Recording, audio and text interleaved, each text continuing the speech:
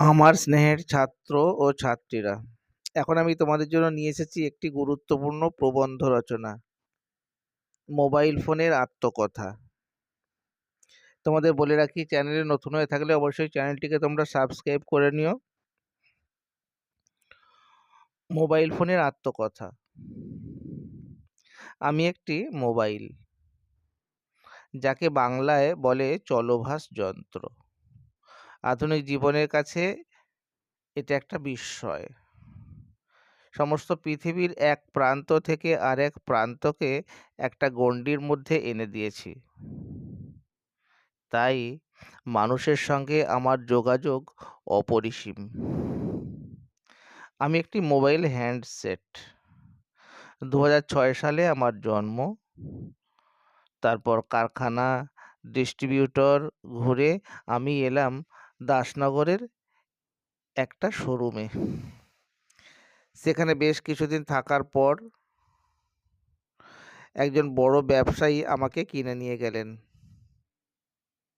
শুরু হলো আমার নতুন জীবন। আমি যখন প্রথম গেলাম সেই ব্যবসায়ীর বাড়িতে, তখন দেখি আমাকে নিয়ে সকলের কি উৎসাহ, জল্পনা কল্পনা। বাড়ির সবারই হাতে হাতে ঘুরতে থাকলাম। কিন্তু ব্যবসায়ী ব্যক্তিটি অর্থাৎ আমার প্রভু আমাকে খুব যত্ন সহকারে দেখতে লাগলেন, কিভাবে আমার ব্যবহার করতে হবে।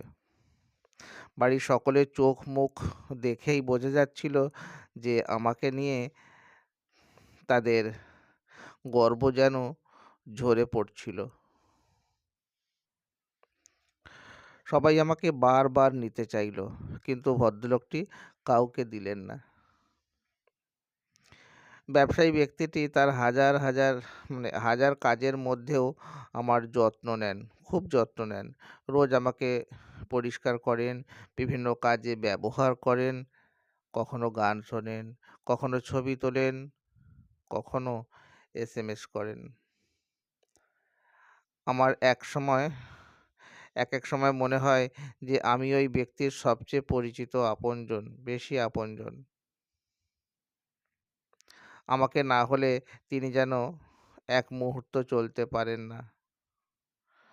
কত মানুষের সঙ্গে আমার মাধ্যমে কথা বলেন, উত্তর দেন, ব্যবসার কথা, পড়াশোনার কথা, ব্যক্তিগত খোঁজ খবর আর শুভেচ্ছা। খুব ভালো লাগে আমার, কারণ সবসময় আমাকে কেন্দ্র করে ওর সমস্ত কাজকর্ম চালায়। তবে মাঝে মাঝে চোখে পড়ে, দেখি আমাকে নিয়ে সংবাদ মাধ্যমে নানা রকম লেখালেখিও হয়। শরীরের পক্ষে আমি কতটা ক্ষতিকর, তবে আমি এসে মানুষের অনেকটা কাজে লেগেছি ঠিক কথা, তবে আমার ব্যবহারে যুব সমাজের নাকি অবক্ষয় হচ্ছে। আমি কি করে বোঝাবো যে আমি তো শুধুই ব্যবহার বা ব্যবহৃত হচ্ছি? যুব সমাজের অবক্ষয়ের চেতনা আমার সৃষ্টি নয়। তবে আমারও বলার আছে যে আমাকে যখন ব্যবহার করা হবে, তখন একটু সতর্ক থাকা প্রয়োজন। গাড়ি চালাতে চালাতে, রাস্তা পার হতে হতে আমাকে ব্যবহার করলে যে কোনো সময় বিপদ হতে পারে। তবে রাস্তা চলার সময় চারিদিকে লক্ষ্য রাখা উচিত। সেই সময় কথা বলা উচিত নয়। তার উপর নতুন সমাজের প্রজন্মের হাতে পড়লে আমার আয়ু বেশি দিন স্থায়ী হয় না। নতুন প্রজন্ম আমাকে ভালো ক্ষেত্রে ব্যবহার না করে খারাপ কাজে ব্যবহার করছে। তবে আমার ব্যবসায়ী ভদ্রলোক কিন্তু অত্যন্ত সচেতন। তিনি কখনোই অসতর্কভাবে আমাকে ব্যবহার করেন না। অফিস কাছারিতে গেলে সুইচ অফ করে রাখেন। ভালো ব্যবহারের কারণে আমি আজও বেঁচে আছি। আধুনিক সভ্যতার এক উজ্জ্বল অনিবার্য প্রতীক আমি। আমি আনন্দে বেঁচে আছি, আমার গর্ব, আমার অহংকার আর প্রয়োজনীয়তাকে নিয়ে। তবে যদিও মানুষ বলছে আমার জন্য পশু পাখি নষ্ট হচ্ছে, শারীরিক ক্ষতি হচ্ছে। আধুনিক সভ্যতায় আমার স্থায়িত্ব থাকবে কতদিন জানি না। তাই মাঝে মাঝে আমি অনিশ্চয়তায় ভুগি।